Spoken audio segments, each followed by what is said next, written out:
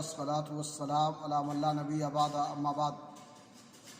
ناظرین کرام، نرمی ایک ایسا زیور ہے کہ اس سے جو شخص آراستہ ہوتا ہے وہ ہر دل عزیز ہوتا ہے اور لوگوں میں مقبول ہوتا ہے، اور وہ شخص جس سے محروم ہوتا ہے وہ لوگوں کی نظروں میں اس عیب کی وجہ سے حقیر ہوتا ہے، اور عند اللہ بھی ناپسندیدہ اور مبغوض ہوتا ہے۔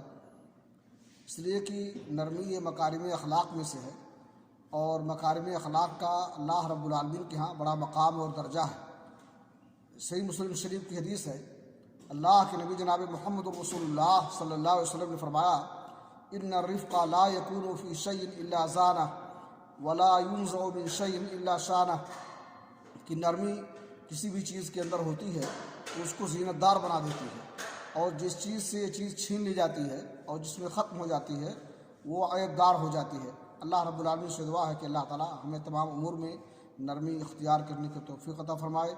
وآخر دعوانا الحمد للہ رب العالمین۔